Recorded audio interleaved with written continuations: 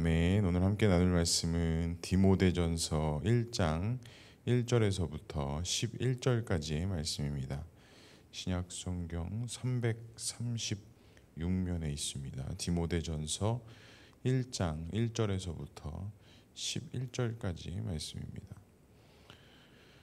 우리 한 절씩 교독하고 마지막 절은 함께 읽도록 하겠습니다. 1절 제가 먼저 읽겠습니다. 우리 구주 하나님과 우리의 소망이신 그리스도 예수의 명령을 따라 그리스도 예수의 사도된 바울은 믿음 안에서 참 아들 된 디모데에게 편지하노니 하나님이 아버지와 그리스도 예수 우리 주께로부터 은혜와 긍휼과 평강이 내게 있을지어다. 내가 마게도냐로 갈 때에 너를 권하여 에베소에 머물라 한 것은 어떤 사람들을 명하여 다른 교훈을 가르치지 말며 신하와 끝없는 족보에 몰두하지 말게 하려 함이라. 이런 것은 믿음 안에 있는 하나님의 경륜을 이름보다 도리어 변론을 내는 것이라. 이 교훈의 목적은 청결한 마음과 선한 양심과 거짓이 없는 믿음에서 나오는 사랑이거늘 사람들이 이에서 벗어나 헛된 말에 빠져 율법의 선생이 되려 하나 자기가 말하는 것이나 자기가 확증하는 것도 깨닫지 못하는도다. 그러나 율법은 사람이 그것을 적법하게만 쓰면 선한 것임을 우리는 아노라. 알 것은 이것이니 율법은 옳은 사람들을 위하여 세운 것이 아니요 오직 불법한 자와 복종하지 아니하는 자와 경건하지 아니하는 자와 죄인과 거룩하지 아니하는 자와 망령된 자와 아버지를 죽이는 자와 어머니를 죽이는 자와 살인하는 자며 음행하는 자와 남색하는 자와 인신매매를 하는 자와 거짓말하는 자와 거짓 맹세하는 자와 기타 바른 교훈을 거스르는 자를 위함이니. 함께 읽겠습니다. 이 교훈은 내게 맡기신 바 복되신 하나님의 영광의 복음을 따름이니라. 아멘. 오늘도 말씀과 기도 제일에 나오신 성도님들을 사랑하고 축복합니다. 본문의 말씀을 통해서 주님의 귀한 음성 듣는 시간 되기를 소망합니다. 이제 시편을 또 잠시 마무리하고 디모데 전후서 말씀을 함께 좀 나누고자 합니다. 디모데전서는 우리가 잘 알고 있듯이 바울이 그의 제자 디모데에게 이제 권면하는 내용들을 담고 있는 내용들입니다. 특별히 이 디모데 전서는 AD 60년 그 바울이 감옥에서 풀려 나와서 그 디모데 전서와 디도서를 기록한 것으로 보고 있고요. 디모데 후서는 그로부터 6년 뒤에 다시 이제 로마로부터 체포되었을 때 이제 감옥에서 기록된 것으로 이렇게 보고 있습니다. 디모데 전서의 특별한 대상은 어느 초대교회 성도들보다는 그의 제자 디모데에게 집중되어져 있는 것을 알 수 있고요. 또 핵심된 내용들을 또 이렇게 잘 살펴보면 어떤 그리스도를 믿는 교리와 또 그 교리를 따라서 신앙으로 살아가는 자의 자세, 그런 마음가짐들에 대한 말씀들이 많이 담겨져 있습니다. 그래서 하나님의 진리 안에 항상 거해야 되고 또 특별히 다른 헛된 교리를 따라서는 안 된다라는 그런 내용들이 좀 많이 담겨져 있습니다. 초대교회의 주된 이유들을 보게 되면 이제 외부적으로는 핍박과 좀 억압이 있었다면 이 내부적으로는 이 거짓 교사, 즉 이단 사상에 대한 가르침 때문에 대부분 초대교회인들이 많은 어려움들이 있었던 것 같습니다. 그래서 바울 서신에 보면 이제 그런 거짓 교사에 대한 가르침에 대한 또 경계에 대한 이야기들을 많이 담고 있는데, 이제 디모데전서도 보면 이제 그런 잘못된 거짓된 교사에 대한 주의점들, 또 그리고 기독교 신앙에 있어서 가장 기초와 기본이 되어져야 될 것들에서 나열이 되는 것을 볼 수가 있습니다. 그럼 첫 번째로 바울은 오늘 어떤 교훈을 따르지 말라라고 말씀할까요? 3절에 이렇게 말씀합니다. 내가 마게도냐로 갈 때에 너를 권하여 에베소에 머물라 한 것은 어떤 사람들을 명하여 다른 교훈을 가르치지 말며. 바울이 마게도냐로 갈 때에 이제 디모데에게 너는 이제 에베소에 머물라라고 이렇게 이야기했던 것 같아요.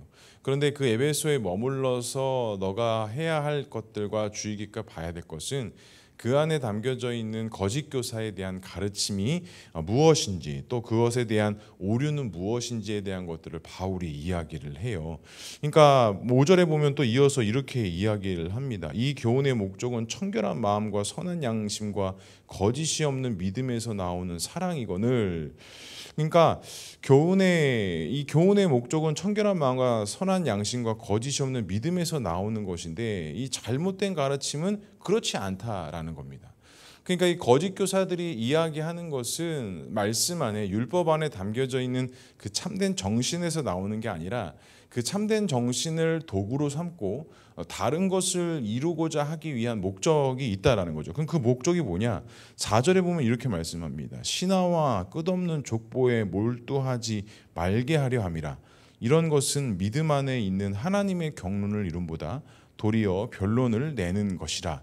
율법의 목적이 하나님 앞에 내가 어떠한 자이를 깨닫고 우리가 예수 그리스도를 믿는다는 것이 내가 하나님 앞에 죄인인 것을 깨닫고 믿음으로 나아가기 위한 목적일 것인데, 오늘 바울이 에베소 교회에 머물라라고 하면서 디모데에게 말하는 것은 그들이 거짓된 가르침의 주된 목적은 신화와 끝없는 족보에 몰두하게 하고 있다라는 거예요. 그러니까 자신의 어떤 혈통, 자신의 전통, 어떤 자신의 사상들이 어떻게 보면 하나님의 율법보다, 하나님의 어떤 그런 정신보다, 예수 그리스도의 어떤 구원의 목적보다 자신들의 어떤 목적을 이루고자 하는, 자신의 전통을 더 강조하고자 하는 그런 목적에 있다라는 것.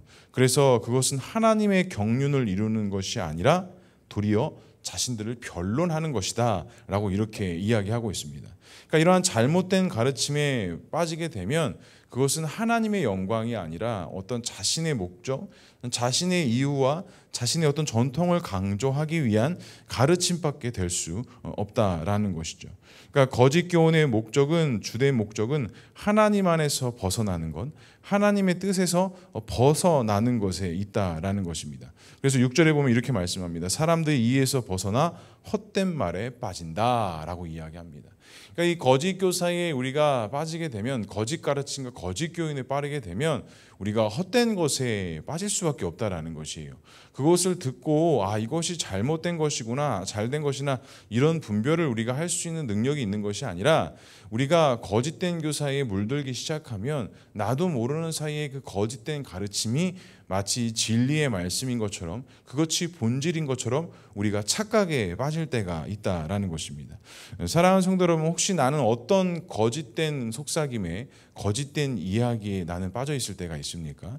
우리 역시도 말씀과 진리 앞에 선다라고 하지만, 우리도 이 세상으로부터 오는 거짓된 교사, 또한 나로부터 오는 이 거짓된 가르침에 우리도 쉽사리 노출되고 그 안에 젖어들 때가 있습니다. 저는 항상 이 거짓된 교사를 생각하다 보면, 이 거짓된 교사하면 외부적인 요소라고 생각하기도 하는데요, 어찌 보면 가장 큰 거짓된 교사는 내 자신일 때가 있습니다. 내 자신이 가지고 있는 어떤 전통, 내 자신이 갖고 있는 어떤 이념들, 내 자신이 가지고 있는 어떤 정체성, 세계관이 잘못된 거짓된 교사가 되어서 나를 끊임없이 잘못된 길로 인도하게 되는 일들이 있다라는 것이죠. 그래서 어떻습니까? 우리가 한번 잘못된 길로 빠지게 되면 그 길에서 빠져나온다는 것이 사실은 쉽지가 않습니다. 많은 이단 사상에 빠지는 분들의 이야기를 유심히 들어보면, 물론 잘못된 교사들로부터 학습을 받고 세뇌를 받지만, 결국에는 그 과정들과 그 결말들을 보면 자기 굴레에 빠져서 거기에 나오지 못하는 것들을 볼 수가 있습니다. 그러니까 외부적인 거짓 교사보다는 내가 내 자신에게 거짓 교사가 되어서 내 자신을 올무에 빠질 때가 있다라는 것이죠. 사랑하는 성도 여러분, 간절히 축복합니다. 오늘 하루 우리가 이 거짓된 가르침에 속삭이고 귀를 기울이는 것이 아니라 하나님 말씀에 귀를 기울일 수 있는 저와 우리 모두가 될 수 있길 주님의 이름으로 간절히 축복합니다. 어젯밤에 자려고 이렇게 누웠는데 저희 막내가 갑자기 문 앞에 붙어있는 종이를 막 띄더니 뭘 중얼중얼 읽더라고요. 그래서 뭔가 봤더니 이제 주일학교에서 하루에 한 구절씩 뭐 이렇게 읽는 걸 나눠줬나 봐요. 그러면서 뭐라고 막 하면서 뭐 예수님을 뭐 어쩌서 말씀을 한 구절 딱 읽고 다시 문 앞에 턱 붙이고 다시 자리에 이렇게 눕더라고요.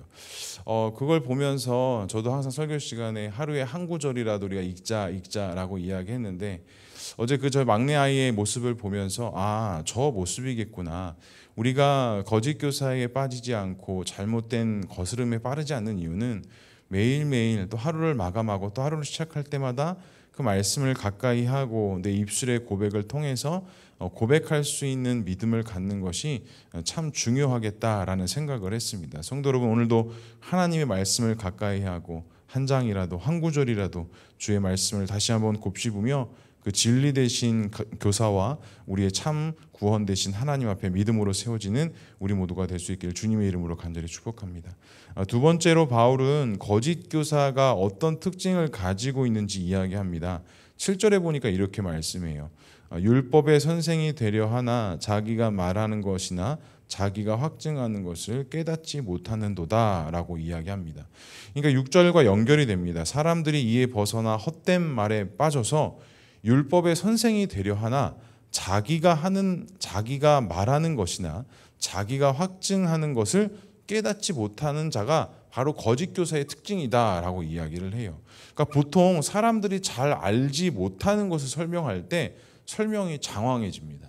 정말 그것을 잘 아는 사람들은 그것을 설명하고 가르칠 때 무엇을 본다거나 무엇을 참고하는 것이 아니라 자신이 이미 그 안에서 경험되어지고 체득되어졌기 때문에 그 안에서 말하고 가르침에 상당히 논리적이고 상당히 설득력이 있고 상당히 그것에 대해서 동의할 수 있는 이야기들을 하는 사람들이 어떻게 보면 그 정보에 대해서 그 지식에 대해서 잘 알고 있는 사람들입니다. 하지만 잘 알지 못하고 있는 사람들이 어떠한 것에 대해서 설명하는 것을 보면 되게 설명이 장황합니다.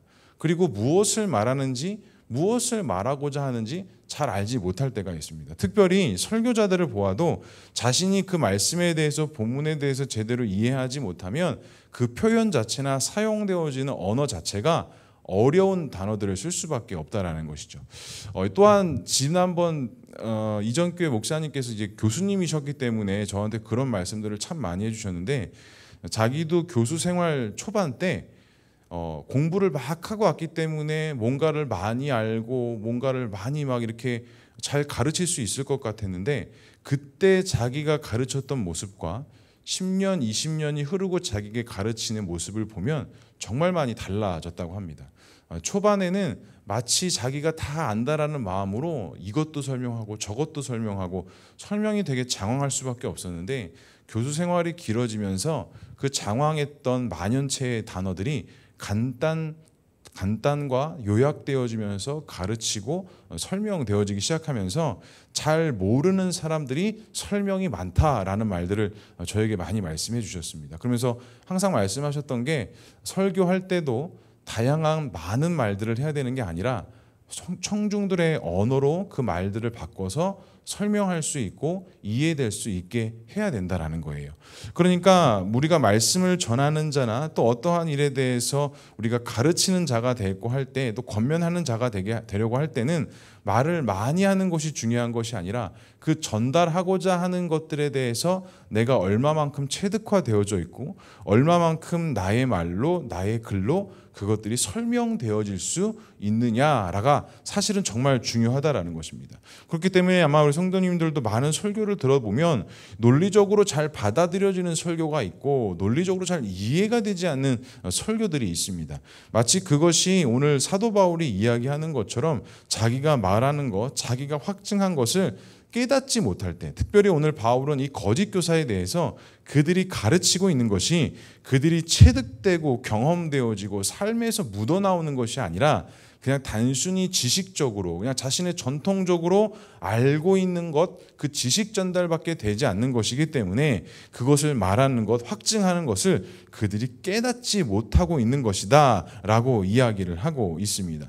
사랑하는 성도 여러분, 나는 과연 그렇다면 거짓 교사의 모습이 혹시 나에게는 있지 않은지요?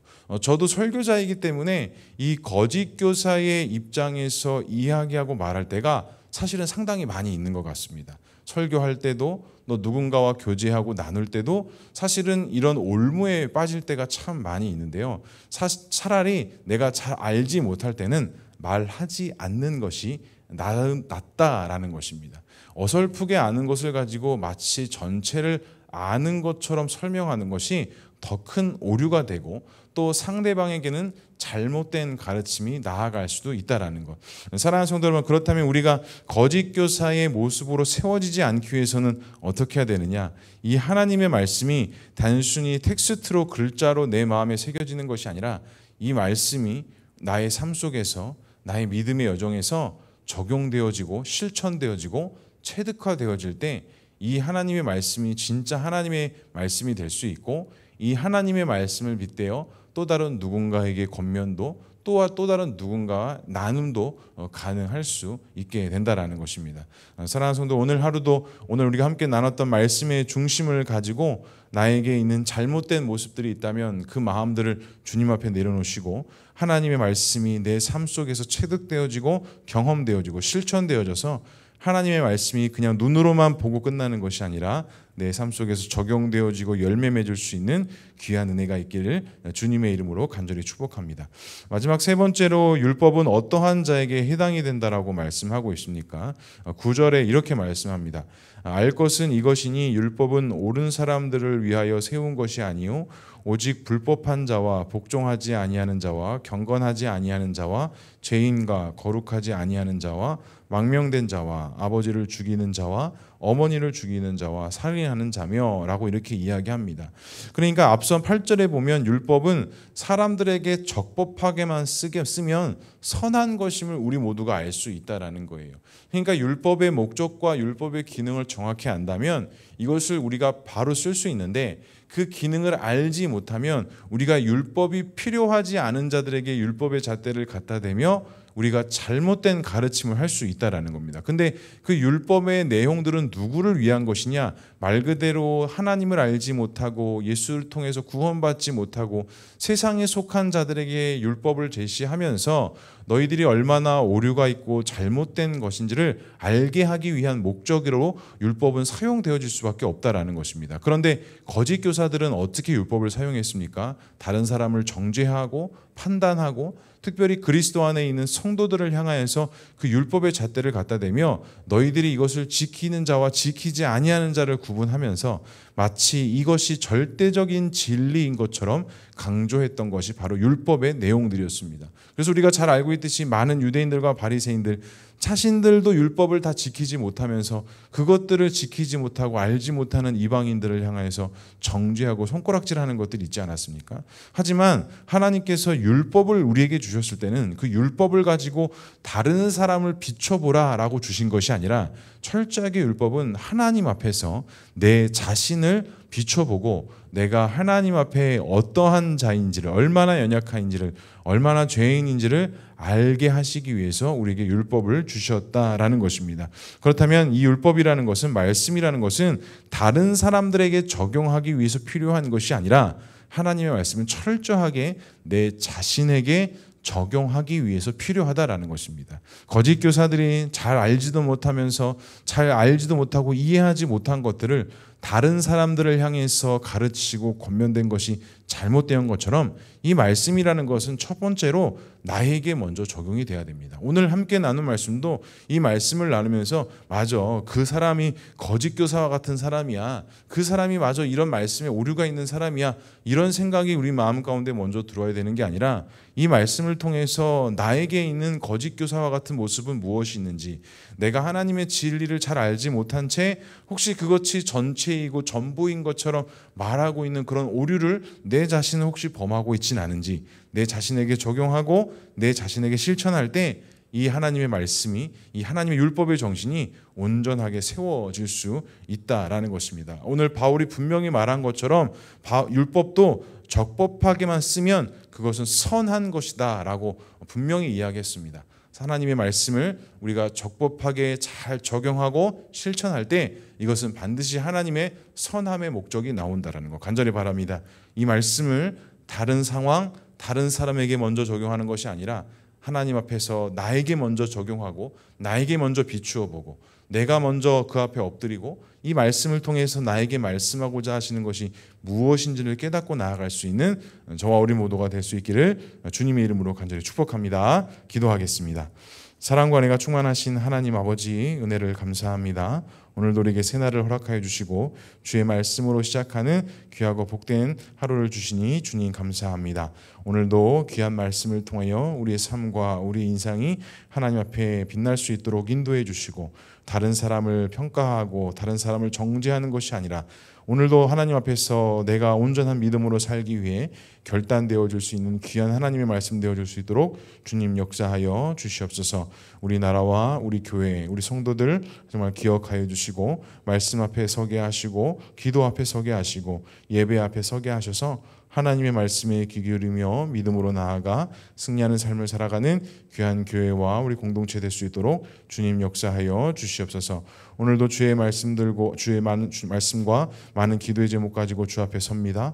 하나님, 기도할 때에 주님의 세밀한 음성이 있게 하시고 주님의 응답되어짐이 있게 하시고 철저하게 말씀으로 응답되어지는 귀한 은혜가 있게 하셔서 오늘도 우리의 기도의 제목을 통하여 하나님을 경험하며 하나님을 체험하며 하나님과 동행하는 귀한 시간 되어줄 수 있도록 주님 역사하여 주시옵소서. 7월 말에 있는 우리 주일학교 행사와 또한 우리 보누리 가족의 밤, 또 VIP 초청하고 또 우리가 함께하는 일에 기도로서 잘 준비되어질 수 있도록 인도해 주시고, 우리가 하나 될 수 있는 귀한 시간들, 또 우리가 전도하고자 하는 귀한 영혼들을 초청할 수 있는 귀한 시간들이 되어줄 수 있도록 주님 역사하여 주시옵소서. 하나님께서 함께 하실 것을 믿사오며 이 모든 말씀 예수 그리스도의 이름으로 기도합니다.